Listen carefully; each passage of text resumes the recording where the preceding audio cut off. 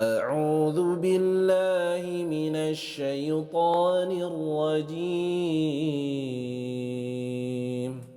بسم الله ما شاء الله لا يسوق الخير إلى الله. بسم الله ما شاء الله لا يصرف سوء إلى الله. بسم الله ما شاء الله فمن كان بنعمة فمن الله. بسم الله ما شاء الله لا حول ولا قوة إلا بالله العلي العظيم. الحمد لله رب العالمين نحمده ونستعينه ونستغفره ونعوذ بالله من شرور أنفسنا ومن سيئات أعمالنا من يهد الله فلا مضل له ومن يضلل فلا هادي له. أشهد أن لا إله إلا الله وحده لا شريك له وأشهد أن محمدا عبده ورسوله لا نبي بعده. نصلي ونسلم على نبينا مصطفى محمد وعلى آله وأصحابه ومن تبعهم بإحسان إلى يوم الدين أما بعد. فقال الله تعالى في القرآن الكريم وهو الأصدق القائلين أعوذ بالله من الشيطان الرجيم بسم الله الرحمن الرحيم وسارعوا إلى المغفرة من ربكم وجنة أرضها السماوات والأرض أعدت للمتقين. وقال حديث رسول الله صلى الله عليه وسلم وعزتي لا أجمع على عبدي خوفين وأمنين إذا خافني في الدنيا أمنته يوم القيامة وإذا أمانني في الدنيا أخبته يوم القيامة. Rabbi israh li sadri wa yassir li amri wahlul 'uqdatam min lisani yafqahu qawli. Allahumma faqihna fid din wa 'allimna ta'wil. Shadaqallahul azim wa sadaqa nabiyul karim. Saudaraku yang dimuliakan oleh Allah Subhanahu wa taala, kembali kita memanjatkan syukur kita kehadirat Allah Subhanahu wa taala dan juga sebagai untuk mengawali majelis ilmu kita. Mari kita membaca hamdalah bersama-sama. Alhamdulillahi Rabbil Alamin. Kemudian bersolawat kepada baginda Nabi Muhammad sallallahu alaihi wasallam wa bil qawli Allahumma salli ala sayyidina Muhammad wa ala alihi sayyidina Muhammad. Assalamu alayka ya Rasulullah. Saudaraku yang dimuliakan oleh Allah Subhanahu wa taala, sebelum kita membahas materi kita, yaitu lanjutan, kita akan membahas puncak dari materi akidah. Ini adalah puncaknya. Jadi kalau kita benar-benar mau berpikir kemudian memahami, maka ini adalah salah satu upaya mengubah kehidupan manusia secara mendasar dan juga menyeluruh. Bukan hanya bisa mengubah manusia secara individu, tapi juga bisa mengubah sebuah peradaban manusia. Andaikan akidah ini kemudian dipahami oleh seluruh kaum muslimin, Masya Allah, insya Allah tidak akan terlalu lama bangkitnya Islam. Sebelum kita bahas, mari sama-sama kita merenungi sejenak dalam hadis Rasulullah sallallahu alaihi wasallam an Rasulillahi sallallahu alaihi wasallam la yunqadanna ural Islam urwatan fakullaman taqadat tashabbathan nasu billati taliha wa awwaluhunna naqdun al-hukmu wa akhiruhunna as-salah. Baginda Rasulullah sallallahu alaihi wasallam kurang lebih 14 abad yang lalu ini telah memberikan khobar kepada kita. Andaikan kita salah memahami makna hadis ini, maka akan runtuh peradaban Islam. Tetapi jika dia memahami dengan benar, maka dia akan mengupayakan segera keruntuhan Islam itu menjadi kebangkitan. Coba kita pahami, la yunqadanna ural Islam urwatan. Bagaimana penjelasannya Rasul? Hadis ini ada dua kalimat itu di awal itu la yunqadanna. Ada, kalau kita memahami dengan kaidah bahasa Arab, di situ ada double taukid, lam taukid dan juga nun taukid. Kalau diterjemahkan, diartikan itu sesungguhnya pasti. Nah itu hadis tadi ya. Tetapi hari ini kalau kita mendengar penjelasan hadis ini seolah-olah nanti bisa jatuh kepada Jabariyah. Nah, maka harus dipahami dengan benar. La yunqadana ural Islam, sungguh pasti akan terjadi, ya kan? Apa itu? Terlepas ural Islam, akan terlepas ikatan Islam. Urwatan, sehelai demi sehelai. Fakullamang taqadat, ya, jika terlepas ikatan itu, maka tashabbasan nasu billati taliha, maka umat Islam akan berpegangan kepada ikatan selanjutnya. Yang paling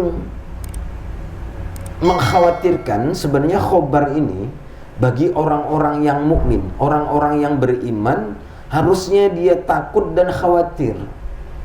Kenapa? Ternyata yang paling menghenyakkan itu khobar dari baginda Rasulullah, ikatan yang terlepas pertama tadi. Wa awwaluhunna naqdun al-hukmu. Ternyata ikatan yang terlepas pertama dari kaum muslimin itu adalah al-hukmu. Apa itu? Pemerintahan yang terlepas. Wa akhiruhunna as-shalah. Yang terakhir adalah salat. Kira-kira hadis ini kalau kita kaitkan dengan fakta realitasnya, sudah terrealisasi belum hadis ini? Sudah. Apa yang hilang sekarang? Pemerintahan. Jadi al-hukmu bermakna pemerintahan. Ternyata yang terlepas pertama itu adalah pemerintahan. Kemudian kalau kita kaitkan, kita kembalikan kepada Al-Quran, jika terlepas pemerintahan itu, maka banyak sekali hukum-hukum Islam itu yang tak bisa diamalkan.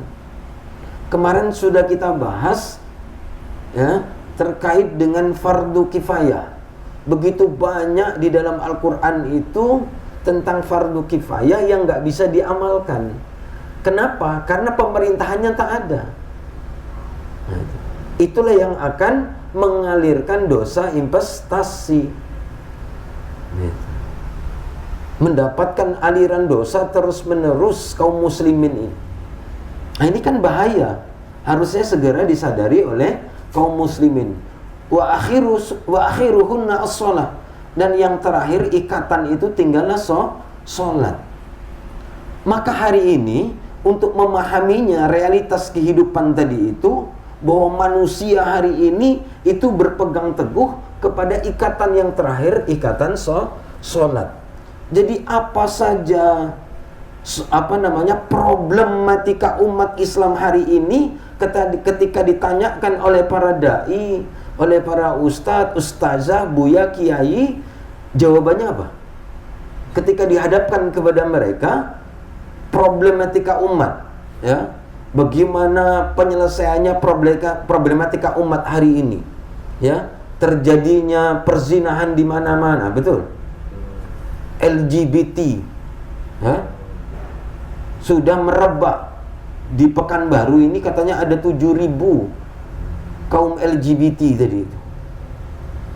Apalagi aborsi, narkoba, belum lagi bicara sumber daya alam negara kita ini. Bagaimana cara menyelesaikan ketika ditanya itu? Apa jawaban mereka? Jaga hati, sholat, doa. Betul nggak?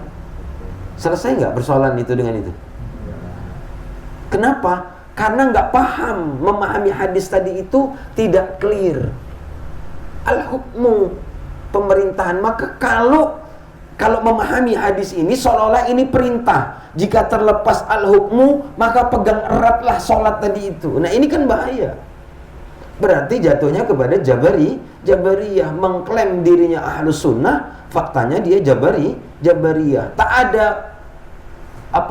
tak ada upaya untuk mengembalikan al-hukmu. Seolah-olah ini sudah takdir, kita dipaksa untuk menerima, sudahlah, terima saja. Jadi kalau apapun persoalan, mari kita sholat bersama-sama. Mari kita doa bersama-sama. Betul tidak? Jawabannya apa? Sholat. Betul tidak? Berarti hadis ini sudah terrealisasi. Kenapa? Karena kerangka berpikirnya itu tidak terbangun. Kerangka berpikir Islam itu tidak terbentuk, sehingga ketika kita memahami ayat-ayat Al-Quran, ketika kita memahami hadis-hadis Rasul, itu nggak nyambung. Iya kan? Peruntukannya nggak tepat. Kaidahnya benar tetapi peruntukannya tidak benar. Ayatnya benar tapi maknanya tidak benar. Hadisnya benar yang disampaikan tetapi pemaknaannya tidak sesuai apa yang dimaksud oleh Allah dan juga Rasulullah Sallallahu Alaihi Wasallam. Ya kan? Jadi kalau kita nggak mau mengkaji sungguh-sungguh, ya kita tidak akan pernah mengerti tentang Islam. Maka itu pentingnya. Yang pertama adalah membangun akidah kembali. Akidah itu apa? Keyakinan. Membangun keyakinan kita ini terhadap agama kita sendiri. Ya. Nah itu pentingnya kita memahami simpul besar. Namanya Al-Uqdatul Kubra. Ya, kita sudah bahas kemarin tuh. Simpul pertama, ya kan? Min aina, kita ini dari mana? Ya, kita sudah membahas secara utuh. Berarti semenjak kita paham itu, kita sama seperti sudah terlahir kembali sebagai mukmin sejati.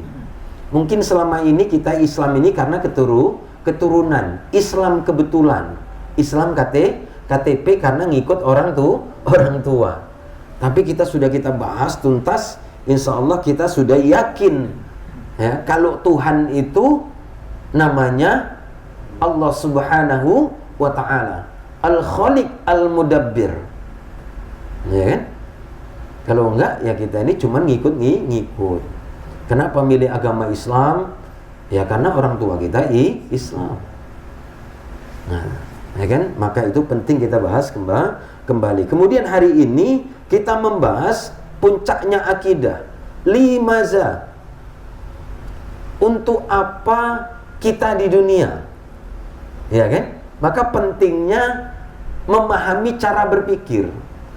Cara berpikir itu ada di level 1, level 2 dan juga level 3. Yang menentukan cara berpikir itu apa?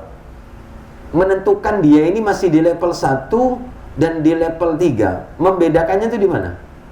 Ayo, kemarin sudah kita bahas. Yang membedakan pertanyaannya. Kalau ditanya apa tujuan hidup manusia, maka jawabannya pasti relatif. Namanya tujuan hidup manusia. Maka ketika manusia ditanya apa tujuan hidup, ya terserah dia jawab mau apa. Kawin Pak Ustadz, ya, kalau kawin aja mau apa kan ya? Tujuan hidup, ya kan? Itu namanya dimensi 1, level 1. Cara berpikir di level 1, maka kebenaran itu bisa jadi relatif. Sudah kita bahas kemarin. Tapi kalau diubah pertanyaannya, itulah yang menentukan level berpikir. Kita akan membahas sekarang ini pertanyaannya yang diubah. Apa tujuan pencipta menciptakan manusia? Maka jawabannya harus benar, wajib benar. Kalau salah dia akan tersesat. Kalau salah dia menjawabnya, maka dia akan celaka selama-lamanya. Nah, itu yang membedakan. Apa tujuan hidup manusia dengan pertanyaannya, apa tujuan pencipta menciptakan manusia? Berarti kita harus cari tahu apa tujuan pencipta menciptakan manusia. Lalu apa yang dibutuhkan oleh manusia? Informasi. Pertanyaannya, ya kan? Apakah kita harus mencari informasi itu sendiri ke pencipta? Berarti kita harus mencari di mana keberadaan pencipta. Atau alternatif yang kedua, Allah telah memberikan informasi. Yang ketiga, Allah tidak memberikan informasi. Mana ketiga kemungkinan jawaban yang pasti benar?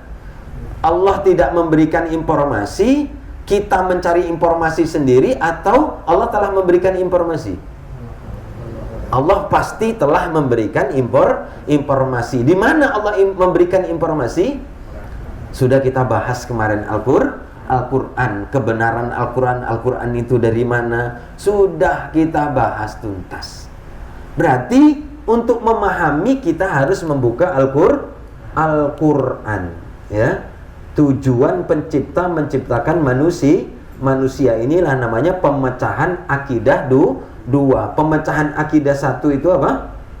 Min aina, dari mana manusia berasal. Proses pencarian Tuhan.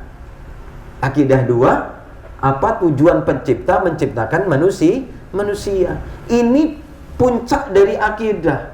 Kita sudah bahas akidah 1, 2, 3, pas puncaknya nggak datang. Nanti nggak nyambung. Gitu. Maka kajian kita ini dia menuntut untuk wajib datang setiap pertemuan. Kalau nggak nanti nggak terbangun kerangka berpikir Islam. Nah, itu. Ya. Nah, apa tujuan pencipta menciptakan manusia? Inilah yang menentukan level berpikir manusia. Nah, kalau ini pertanyaannya, maka harus jawaban itu satu alternatif, tak boleh dua alternatif, dan jawaban itu harus wajib benar. Karena kalau nggak benar kita tersesat. Contohnya hidup kita selama ini, kenapa kita bebas? Kadang kita melakukan maksiat, kita tak mau tunduk, tak mau taat, itu karena tak mengerti pertanyaan. Betul kan? Apa tujuan hidup manusia beribadah? Apa itu ibadah? Yang dipahami apa? Salat. Kan betul kan? Hadis tadi benar nggak? Hah? Iya kan? Layung qadunna ural Islam urwatan. Iya kan? Sudah terlepas. Yang terakhir wa akhiruhunna as-shalah. Nah, ini menandakan hadis itu sudah terrealisasi. Bagaimana cara menjawabnya? Maka apa tujuan pencipta menciptakan manusia? Kita harus mendapatkan informasi dari pencipta. Nggak bisa mencari informasi dari yang lain. Harus dapat informasi langsung dari pencipta. Nah, ini dia. Ya. Inilah berpikir untuk membuktikan informasi yang benar-benar dari pencipta. Maka ketika ada informasi, apa tugas kita? Membuktikan kebenaran informasi ini benar tidak datangnya dari sang pencipta. Gitu. Ini berpikir di level paling tinggi. Nah, gitu. Ya.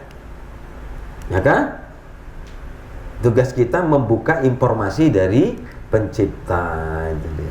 Maka semua informasi yang dari pencipta, tugas kita ini mencari kebenaran, keautentikan ini benar atau tidak dari sang pencipta.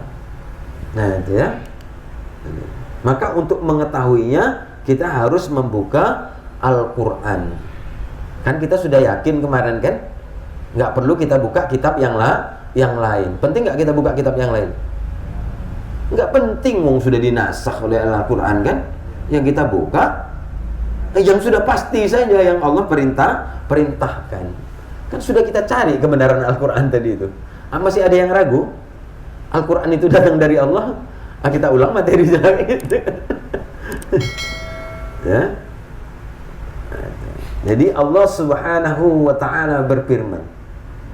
Jadi maka tugas kita ini kan mencari, memeriksa ayat-ayat yang terdapat di dalam Al-Quran terkait apa tujuan pencipta menciptakan manusia. Kita buka lembar per lembar, surat per surat, ayat per ayat. Kita cari semua ayat itu, harus kita pahami apa sebenarnya tujuan pencipta menciptakan manusia.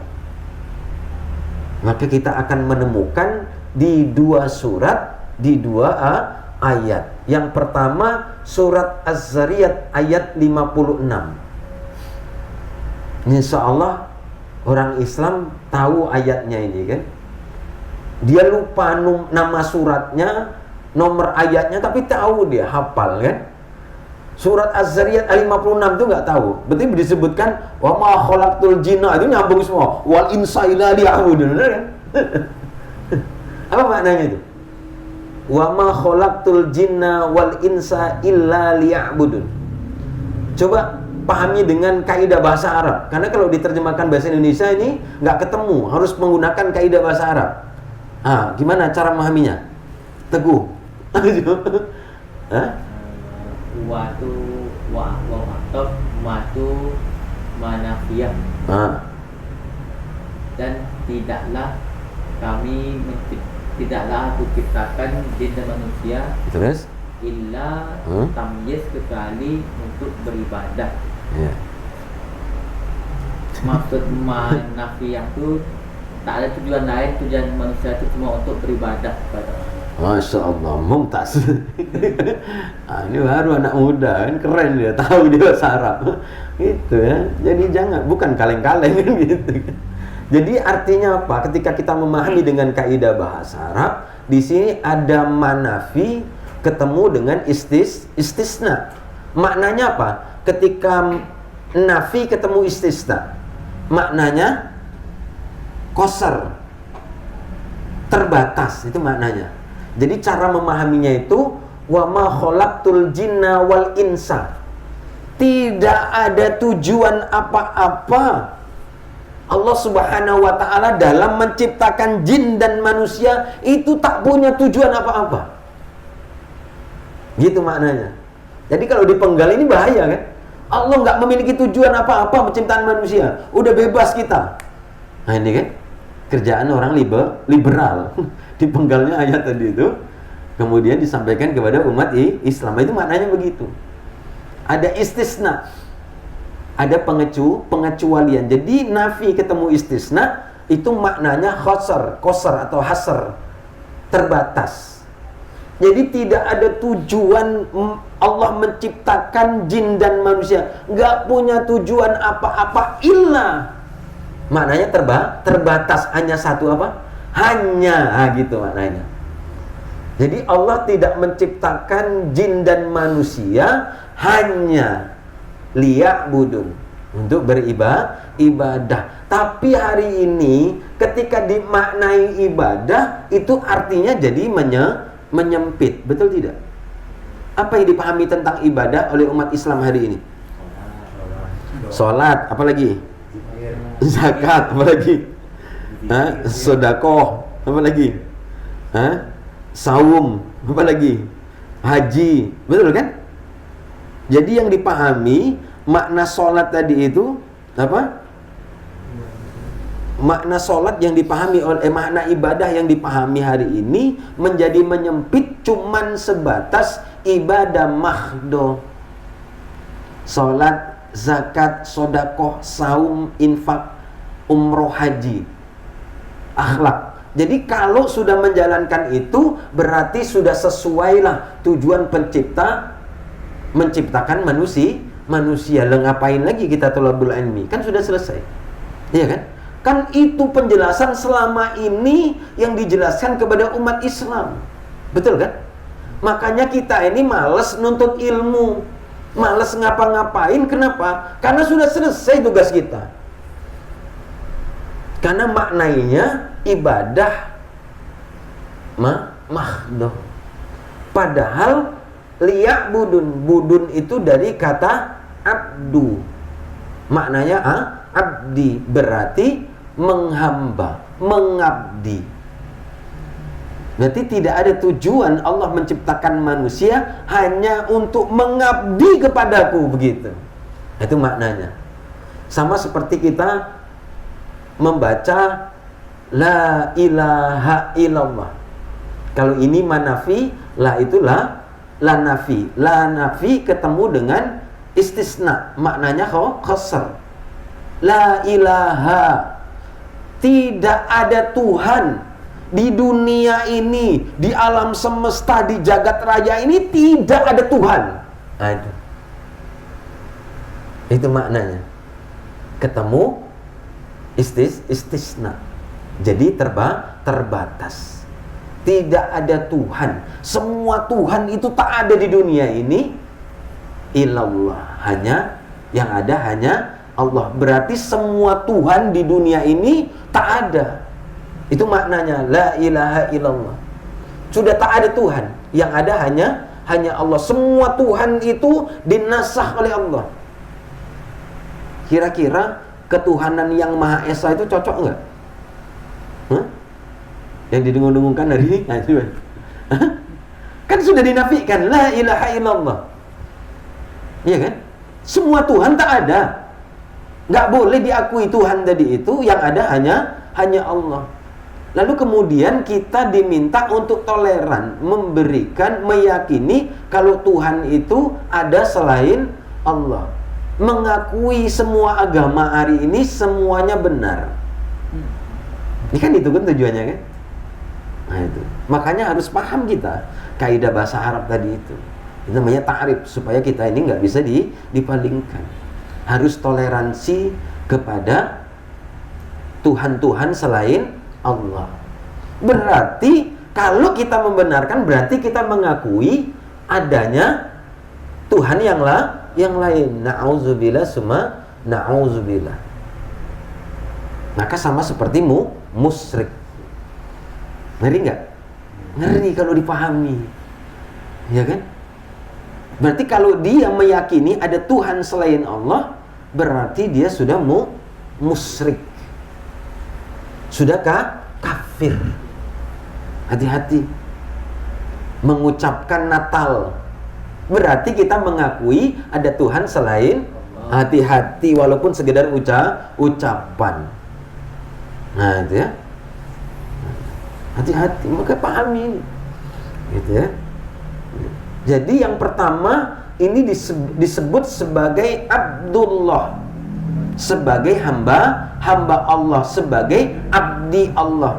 Jadi wa ma khalaqtul jinna wal insa illa liya'budun adalah maknanya cuman satu. Tujuan pencipta menciptakan manusia yang pertama adalah sebagai Abdullah, sebagai abdi Allah. Namanya hamba, merdeka tidak?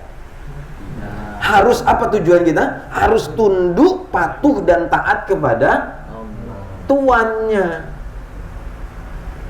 Berarti setiap pergerakan, setiap aktivitas yang kita lakukan tadi itu harus sepersetujuan dari Allah Subhanahu wa taala.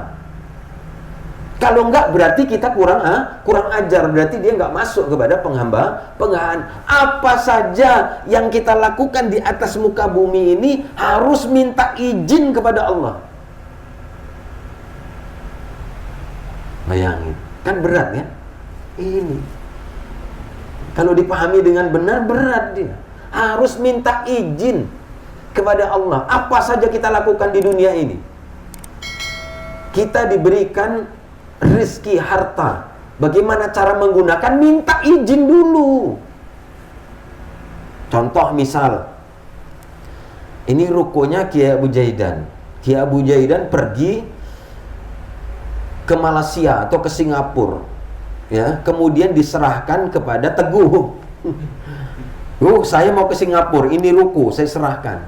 Itu maknanya apa? Diserahkan manusia sebagai kepemilikan atau penguasaan sementara. Berarti apa yang dilakukan Teguh? Kalau dia nggak paham, wih enak juga ruko ini ya. Kalau ku jual ini banyak duitnya nih kan. Kalau dia nggak paham, akhirnya dijual. Atau minimal dia sendiri menung-menung. Sendiri ruko ini besar. Kalau aku koskan lumayan juga ini kan. Akhirnya dikoskan. Begitu dapat duit, boleh nggak dia belanjakan duit tadi itu? Boleh nggak? Tak boleh, haram hukumnya. Bukan miliknya kok. Bagaimana caranya dia membelanjakan duit tadi itu? Harus izin kepada pemiliknya. Telepon Kiai Abu Jaidan, Kiai, ini sudah saya koskan. Hasilnya sebulan lumayan nih, 15 juta. Boleh nggak saya gunakan? Kalau Kiai nggak boleh nggak belanjakan? Tidak boleh. Sama kita hidup di dunia ini memahami makna itu begitu.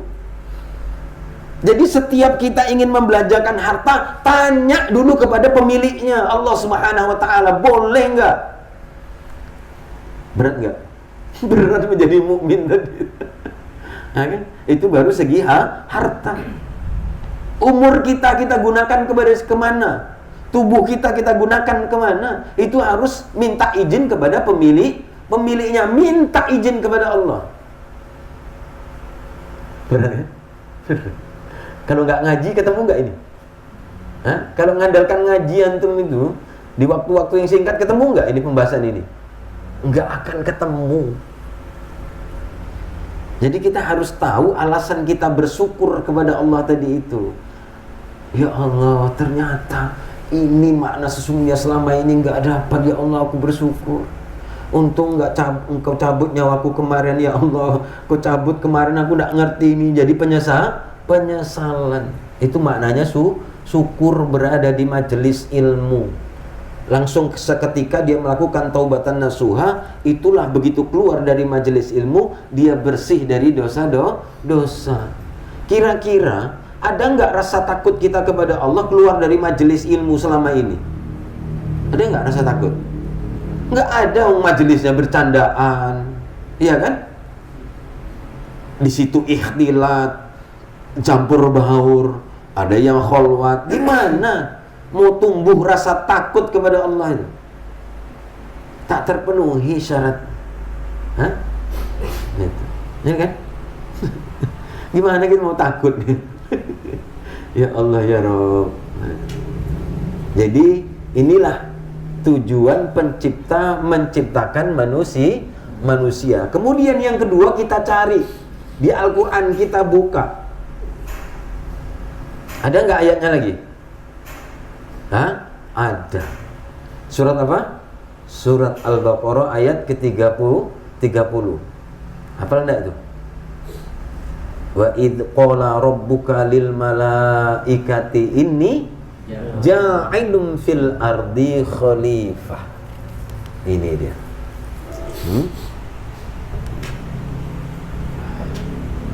Surah Al-Baqarah ayat ke-30. Wa idh qala rabbuka lil malaikati inni ja'ilun fil ardi khalifah. Apa itu? Ingatlah ketika Tuhanmu berfirman kepada para malaikat, sesungguhnya aku hendak menjadikan seorang khalifah di atas muka bumi ini. Kalau antum mau paham tafsirnya, tinggal buka tafsirnya para ulama-ulama muktabar, bagaimana cara memahami ayat ini. Kalau kita menggunakan kaidah bahasa Arab, ya kan, khalifah itu apa itu maknanya? Khulafa, istikhlaf, apa maknanya itu? Wakil. Kan nggak mungkin Allah ngurusi bumi ini. Maka manusia tadi itu diutus untuk sebagai wakil mengurusi bumi. Dengan apa dia mengurusi? Boleh nggak dia membuat aturan sendiri? Ya, itu harus paham kita. Boleh nggak kita buat aturan sendiri untuk ngurus bumi ini? Nah, itu tadi contohnya tadi ruko ini yang paling sederhana. Boleh nggak kita buat sendiri? Kita koskan sendiri tanpa tahu pemiliknya. Setelah dapat uang kita belanjakan untuk kita sendiri, boleh nggak? Nggak boleh. Sama seperti kita tinggal di atas muka bumi ini. Ini maknanya dua ayat tadi itu. Nah itu ya, kan berat. Istikhlaf berarti penguasaan, iya kan? Berarti kita harus ngikut apa yang dimau oleh Allah. Jadi tujuan pencipta menciptakan manusia, itulah kita harus tahu apa sebenarnya tujuan pencipta menciptakan manusia. Ini yang saya bilang tadi itu puncak dari akidah. Akan betul-betul bangkit manusia. Oh, selama ini ternyata kita salah memahaminya. Itu ya. Ini. Maka bagaimana cara menjadi Abdullah dan Khalifatullah yang baik dan benar? Bagaimana caranya? Bisa terwujud tujuan Allah tadi menciptakan manusia, bagaimana kita bisa mewujudkan? Dua ayat tadi itu sebagai Abdullah dan sebagai Khalifatullah yang baik dan benar. Bagaimana caranya? Harus tahu seluruh cakupan syariat Islam. Harus tahu. Kalau nggak tahu ya nggak akan terwujud. Ya kan? Cakupan syariat Islam harus tahu. Maka kita harus mengetahui cakupan syariat Islam. Apa cakupan syariat Islam? Ini harus clear, kalau enggak bahaya ini. Nah, ini dimensi satu. Apa itu? Aqaid dan juga abid. Akidah dan ibadah. Itulah hubungan manusia secara pribadi kepada Allah Subhanahu wa ta'ala. Inilah yang dipahami kebanyakan umat Islam. Seolah aturan itu hanya aturan Allah di bumi ini, cuman akidah dan juga ibadah. Cuman ini saja. Padahal masih ada dimensi dua. Apa itu? Hubungan manusia dengan dirinya sendiri. Makanan, minuman, pakaian, akhlak.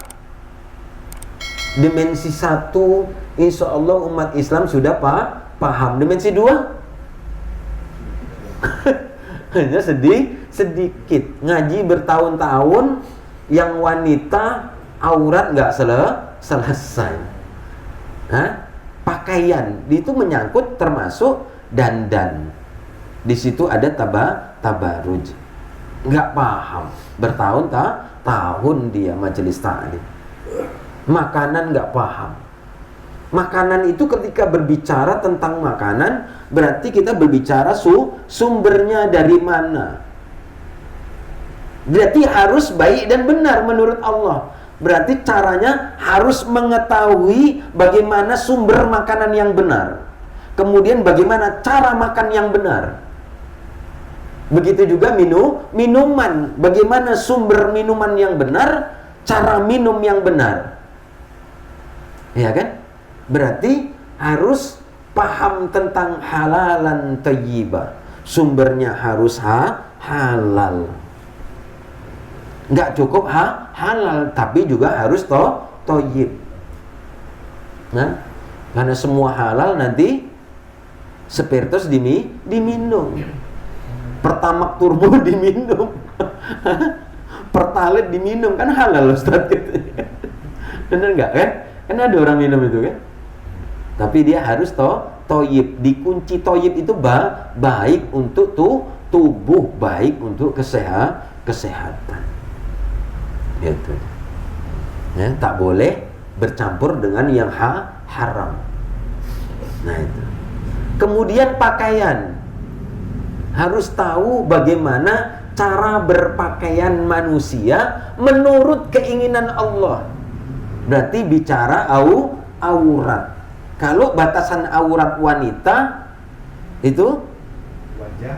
Yang boleh tampak hanya wajah dan telapak tangan. Seluruh tubuh wanita itu aurat, yang boleh tampak hanya wajah dan telapak tangan. Maka yang punya istri, perhatikan istrinya ketika keluar dari rumah. Perhatikan pakaiannya. Kalau dia membuka aurat, maka berdosa. Dosanya itu ke suami. Bayangin tuh. Maka cerewet sedikit, perhatikan. Kaos kaki mana? Kaos kaki.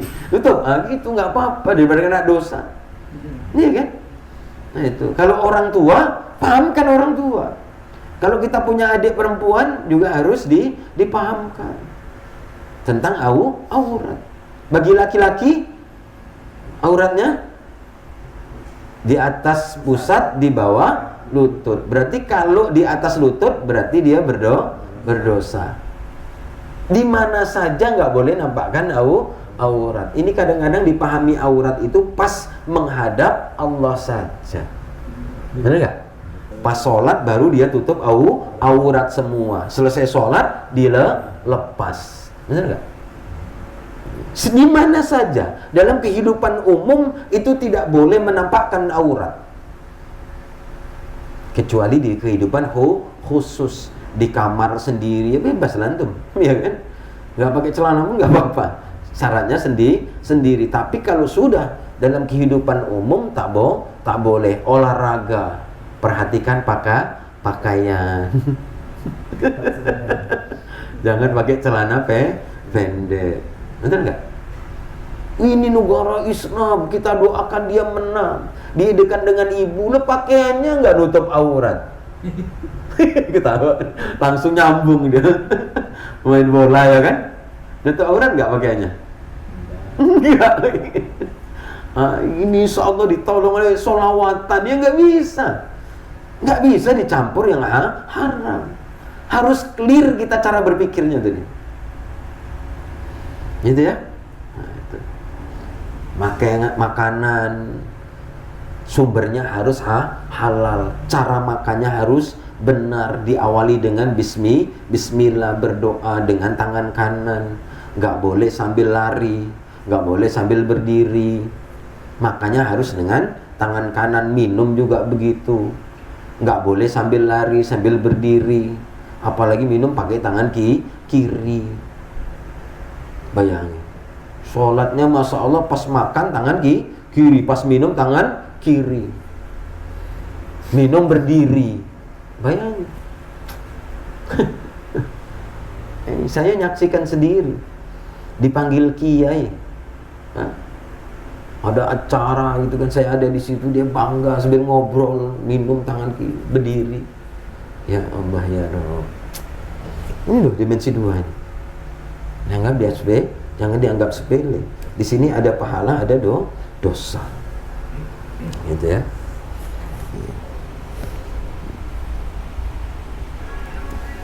Ya. Hah? Ya, sabar. Yang keempat, akhlak. Akhlakul karimah. Itu bawaan dari seluruh perbuatan manusia. Seluruh perbuatan, ucapan harus menyertakan akhlak. Akhlak itu buah dari akidah. Dan ini akhlak itu nggak ada khususan. Pas sholat baru ada akhlak, pas nggak sholat nggak ada akhlak. Semua akhlak itu harus disertakan dalam seluruh perbuatan. Tujuan akhlak itu apa? Tujuan akhlak tadi itu adalah supaya terjadi penerimaan, kehati-hatian dalam setiap menjalankan seluruh aktivitas kehidupan manusia. Harus disertakan akhlak, berbicara, berteman, ya kan, apalagi perkara ibadah mahdoh, berbisnis, ya kan, bertetangga, itu namanya akhlak. Nah, itu berarti dia menyatu dalam setiap perbuatan manusia akhlak. Mengkaji bagaimana akhlak terhadap guru, akhlak adab, bagaimana akhlak terhadap majelis, bagaimana akhlak adab terhadap buku kitab, bagaimana akhlak adab terhadap ilmu. Semuanya harus disertakan. Karena akhlak itu buah dari akidah. Gitu ya. Itulah Islam tadi itu. Ya, kalau dipahami ya. Jadi kalau yang disebut ibadah itu secara keseluruhan, wa ma khalaqtul jinna wal insa illa liya'budun. Enggak bisa dipahami ibadah itu jadi menyempit nanti. Harus benar memaknai ibadah. Kalau kata Imam Ibnu Taimiyah itu apa? Ismun jami'un lima yuhibbullahu wa yarduhu qaulan kana fi'lan. Ya. Jadi semua yang diridhoi dan dicintai Allah, baik perkataan maupun perbuatan yang terikat dengan syariat dan hukum Allah, itulah yang disebut dengan ibadah. Ya kan? Qaulan au fi'lan. Nah, itu ya. Jadi maupun ucapan maupun perbuatan itu ya, dan terikat dengan syariat dan juga hukum Allah Subhanahu wa ta'ala. Itulah yang disebut dengan ibadah secara keseluruhan. Ya. Dan dimensi 3. Ini yang paling mengerikan. Yang sampai kepada kita apa? Dimensi 3 ini hablum minanas apa? Senyum. Berbuat baik, betul kan? Yang sampai kepada kita dari kecil dulu saya ketika dijelaskan hablum minanas ini berbuat baik, benar kan? Yang penting hablum minanasnya baik. Saya memang nggak sholat Ustaz, tapi saya hablum minanas saya terjaga, benar nggak? Jadi pembenaran. Bayangkan segitu banyak hablum minanas. Dimensi 3, hubungan manusia kepada manusia lainnya, ya kan? Kemudian dikerdilkan, maknanya itu disempitkan menjadi cuman berbuat baik. Gimana mau kita paham? Lihat. Itu hadis tadi nyambung nggak? La yungqadunna ural Islam urwatan. Pemerintahannya terlepas, maka terlepaslah tadi. Dimensi 1, dimensi 2, dimensi 3. Coba, apa ini? Sistem pemerintahan Islam. Ini masuk dengan hablum minannas. Sistem ekonomi Islam, hablum minannas. Sistem sosial budaya Islam, hablum minannas. Sistem pidana Islam, hablum minannas. Sistem politik pendidikan Islam, hablum minannas. Sistem politik luar negeri ini juga hablum minannas. Coba, ya kan? Terlepas. Gimana cara mengamalkan ini? Bisa nggak tanpa al-hukmu? Bisa nggak? Nggak bisa. Akhirnya apa? Kembali ke sini, membahas ini, problem ini, baliknya ke sini. Solusinya ini. Itu yang terjadi tadi. Itulah hadis tadi itu sudah terrealisasi hari ini. Ini yang menghasilkan pahala yang besar, juga dosa yang besar. Inilah disebut cakupan syariat Islam. Kalau antum baca Al-Quran, inilah isinya tadi itu, yang harus kita breakdown. Makanya cara memahami Al-Quran tadi itu, kalau cuman dimensi 1, ini bahaya. Ya kan? Yang kita pahami Al-Quran itu apa? Membacanya diberikan pahala. Itulah mukjizat dari Al-Quran. Membaca 1 huruf diberikan 10 pahala. Kalau cuman berhenti di situ, memahaminya kan bahaya. Iya kan? Yang sunnah dikerjakan, yang wajib ditinggalkan. Ini sama dengan antum menjaga sholat tahajud tapi subuh nggak sholat. Gitu. Antum membaca Al-Quran, menghafal Al-Quran tapi tak mengamalkan Al-Quran itu sama. Sebesar-besarnya pahala sunnah nggak akan bisa nutup dosanya meninggalkan fardu. Itu tadi. Qiyamul lail antum masya Allah 8 rakaat. Pas subuh antum nggak sholat. Gitu cara memahaminya tadi itu ya. Harus diluruskan. Inilah cakupan syariat Islam, gitu ya. Nah, ini. Maka bagi siapa saja yang memilih-milih, boleh nggak? Saya nggak mau dimensi 3 Ustaz. Nggak cocok, itu radikal ayatnya, nggak cocok negara kita. Udahlah, kita dimensi 1 sudah sesuai syariat Islam. Boleh nggak oleh Allah? Nah ini ayatnya, kita buka. Surat apa ini? Surat Al-Baqarah ayat ke-85. Afatu minuna bi ba'dil kitab wa takfuruna bi ba'd. Fama jazaa'a may yaf'alu dzalika minkum. Nah itu ya. Di sini ada manafi ketemu istisna. Berarti maknanya qasar. Tiada balasan bagi orang yang mengamalkan sebagian, meninggalkan sebagian lainnya. Dimensi 1 dia amalkan, dimensi 2, dimensi 3 dia tinggalkan. Ya, sebagian-sebagian. Maka ini jawaban dari Allah. Tidak ada balasan baginya, nggak ada balasan apa-apa. Bagi orang yang meninggalkan, yang mengamalkan sebagian, meninggalkan sebagian, itu nggak ada balasan apa-apa. Ketemu istisna. Maknanya qasr terbatas. Nggak ada balasan apa-apa, kecuali hanya satu balasannya apa? Hizyum fil hayatid dunya.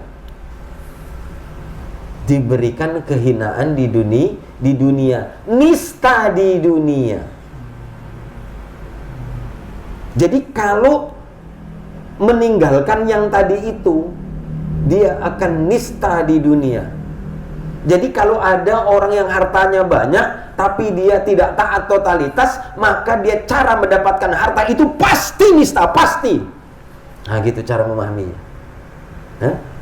Coba kita buka. Saya ngisi banyak pengusaha itu. Itu bagaimana cara mendapatkan dulu? Riba Ustaz. Cara suap menyuap. Nista tidak?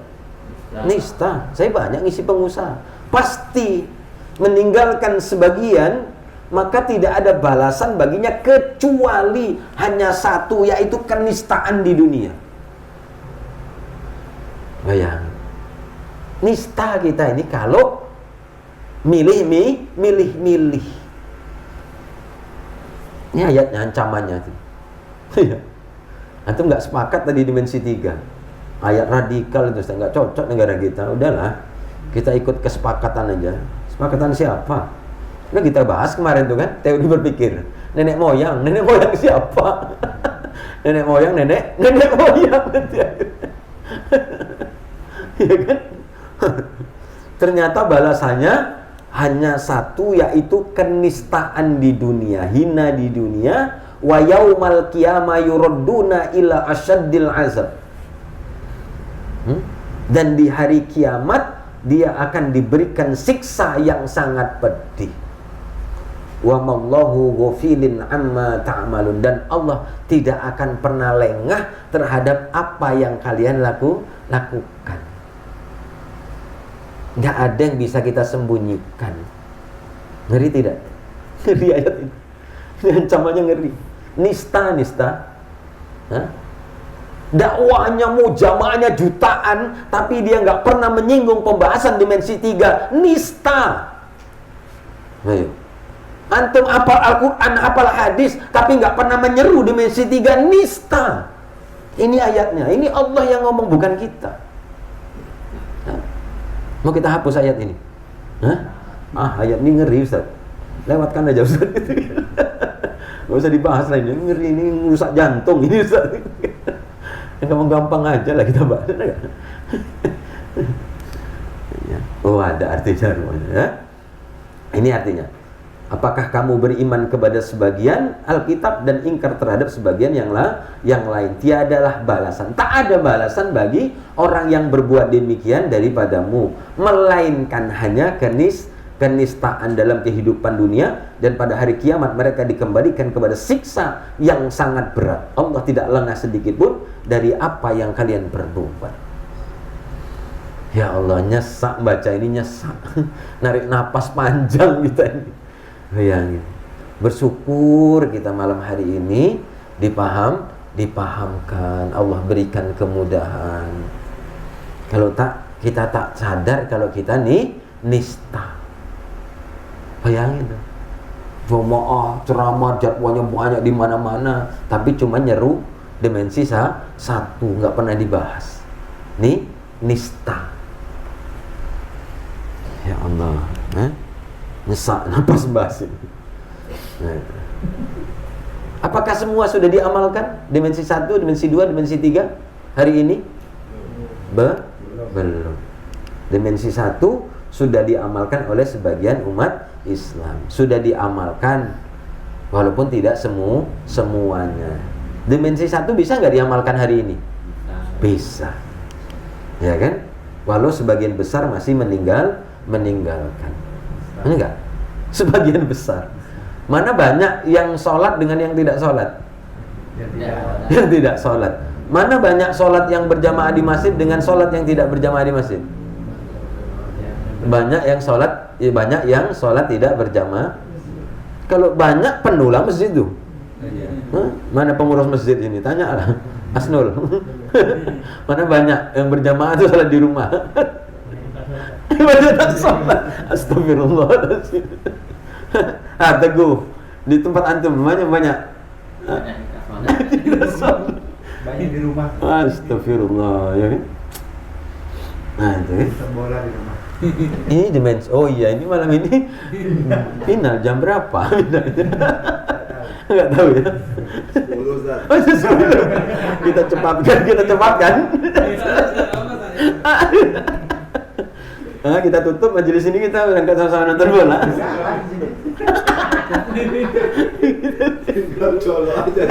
Oh bisa ya? Oh iya. Boleh, nanti kita nonton bareng. Ya kan, tapi kita dahulukan kewajiban, ya. Dimensi 1 bisa diamalkan. Dimensi 2 sudah diamalkan oleh sebagian umat Islam. Mana banyak yang menutup aurat dengan yang tidak menutup aurat? Tidak. Sudah diamalkan walaupun sebagian besar meninggalkan. Dimensi 1, dimensi 2 bisa nggak diamalkan sekarang? Bisa. Kalau dimensi 3? Tidak. Bisa nggak diamalkan ini? Tidak dapat diamalkan oleh umat Islam. Tidak bisa diamalkan. Ya, kalau antum mau ngamalkan justru dapat dosa. Misalnya az-zaniyatu waz-zani fazlidu. Bagi pezina perempuan dan laki-laki itu perintahnya didera, dipazlit. Boleh nggak kita pazlit sendiri? Nggak boleh, berdosa. Nggak ada cambuk swasta masalahnya. Ada cambuk negeri. Boleh nggak ormas yang melakukan? Nggak boleh, haram hukumnya. Harus negara. Dimensi 3 tidak dapat diamalkan oleh umat Islam. Padahal 90%. Ya Allah ya Rabb. Bukan karena tidak mau mengamalkan. Mengapa? Kan saya mau mengamalkan. Antum sudah tahu mau mengamalkan, tapi tak bisa. Kenapa? Syariatnya belum Islam. Kenapa? Baru kita bahas hadisnya tadi. Apa? Al-hub nggak bisa diamalkan karena pemerintahnya tak ada. Kan pemerintahan tak ada, Ustaz. Berarti gugurlah kewajiban kita. Gugur nggak kewajibannya? Tidak. Ya Allah, gimana Ustaz nih? Awak mau ngamalkan tak boleh pula, haram. Ayo pemerintahan. Ya kan? Ini kan sudah takdir Allah, Ustaz. Udahlah kita terima aja. Begitu. Itu Jabariyah namanya. Ngaku Ahlussunnah tapi Jabariyah. Ya. Tak bisa. Bagaimana cara mengamalkan ayat ini? Gimana caranya mengamalkan? Bisa nggak ini diamalkan? Bisa. Ya ayyuhallazina amanu kutiba alaikumus syiyam kama kutiba alal ladzina min qablikum la'allakum tattaqun. Gagah nggak Ustaz nyampaikan ayat ini? Gagah perkasa. Siapa? Gagah dan lantang, benar nggak? Saya akan menyampaikan satu ayat yang begitu mengerikan. Tolong perhatikan. Ayat ini sangat berat. Ini karena perintahnya khusus. Ya ayyuhallazina amanu kutiba alaikumusiyam. Ini kutiba, wajib. Datang mak-mak di belakang malu takut. Ngeri rupanya. Besok aku puasalah. Kenapa? Takut dengan kutiba. Gagah perkasa karena kutiba.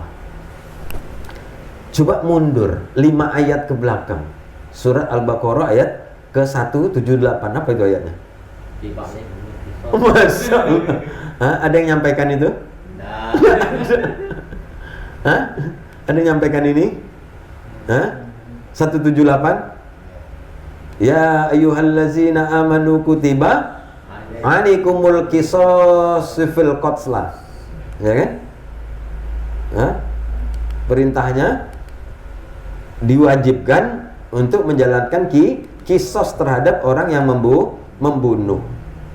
Nah, ada nggak yang menyampaikan 178? Kenapa dia pilih? Pas kutiba puasa disampaikan, kutiba kisos kenapa enggak? Hah? Kena Al-Baqarah 85. Bayangin nih, nista wa yaumal qiyamah yuradduna ila asadil azab. Nggak disampaikan. Kalaupun disampaikan, ya ayyuhallazina amanu kutiba alaikumul qisas. Apa itu Ustaz qisas? Hah? Ini nggak usah kita bahas, ini radikal. Qisas. Nggak selantang cara baca siam tadi. Benar nggak? Nah, sudah diancam, nggak punya pilihan. Ayatnya tadi itu, afatu minuna bi ba'dil kitab wa takfuruna bi ba'dil. Fama jazaa'uhum. Nah, ancamannya tadi tidak ada balasan baginya kecuali kehinaan dan kenistaan di dunia. Ini. Yang pertama bisa diamalkan. Yang kedua, nah ini. Hai orang-orang yang beriman, diwajibkan atas kamu kisos berkenaan dengan orang-orang yang dibunuh. Bisa nggak diamalkan ini? Nggak bisa. Boleh nggak kita amalkan sendiri? Nggak boleh. Kisos ini nggak ada kisos swasta. Ini semua negeri semua. Maksudnya pemerintah. Bisa ya? Nah, bayangin. Pengamalan dimensi 3 itu memerlukan sebuah negara. Nah itu. Kalau nggak ada negara nggak bisa, karena nggak bisa dikisos sendiri secara individu, nggak boleh, justru dosa. Ya, menjalankan kisos organisasi kelompok juga tak boleh, haram hukumnya. Ya. Baik, saudaraku yang dimuliakan oleh Allah Subhanahu wa taala, ini materinya panjang. Kita akan membahas kembali tentang dosa investasi. Ya, jadi nggak bisa sekali duduk sekali pertemuan. Insya Allah kita akan bahas nanti dalam pertemuan berikutnya. Pastikan kita harus datang. Ini banyak ayatnya ini. Siapa yang kena, seberapa dosa yang akan kita dapatkan, maka kita harus paham. Baik, seperti biasa ya. Sebelum kita tutup, silakan kalau ada yang mau didiskusikan, monggo silakan. Mungkin ada penjelasan-penjelasan yang tidak dipahami tadi, nah itu ya. Atau bertanya masalah di luar materi ini, boleh, tapi prioritaskan materi ini, ya. Silakan. Nah itu monggo, ada kopi, ya silakan. Maunya Ustaz tadi diundang di DPR Ustaz ceramah. Woi keren Angga.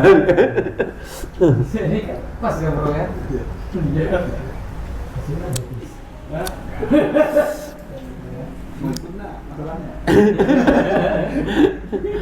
Ini ceramah ya harus kemana-mana, gitu ya. Pas ada kesempatan sampaikan. Kemarin sudah kita sampaikan juga hadis-hadis waktu orasi, waktu aksi ya, waktu kita aksi kemarin itu kan di depan dewan. Sudah kita sampaikan nasihatnya. Semenggelegar itu pas dengar sampai yang nerima tuh gigil ini. Ya teman-teman silakan kalau ada yang mau kita diskusikan monggo, atau kita tutup dulu sambil biar enak diskusi ringan ya kan, nanti sambil bisa makan. Baik saudaraku yang dimuliakan oleh Allah Subhanahu wa taala, mari kita tutup majelis kita ini dengan baca hamdalah alhamdulillahi rabbil alamin dan juga doa tasbih kafaratul majelis. Subhanakallahu wa bihamdika asyhadu an la ilaha illa anta astaghfiruka wa atubu ilaik wal afu minkum wallahu alim bissawab. Assalamualaikum warahmatullahi wabarakatuh.